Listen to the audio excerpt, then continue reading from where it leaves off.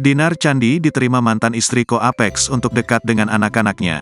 Itu setelah Ko Apex resmi cerai dengan mantan istrinya, Ayu Soraya. Sehingga Dinar Candi kini menjadi ibu sambung anak pengusaha asal Jambi itu. Bahkan Dinar Candi sudah dipanggil mami oleh anak-anak Ko Apex.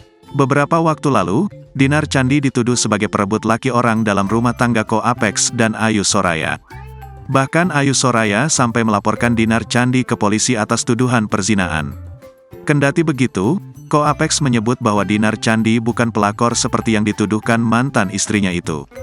Namun setelah mereka sudah resmi bercerai, Ko Apex menyebut Ayu Soraya kini sudah bisa menerima kehadiran Dinar Candi. Bahkan, Ayu Soraya juga tak keberatan Dinar Candi dekat dengan anak-anaknya dan Ko Apex. Di kesempatan lain, Dinar Candi juga membenarkan sudah dekat dengan anak-anak Ko Apex.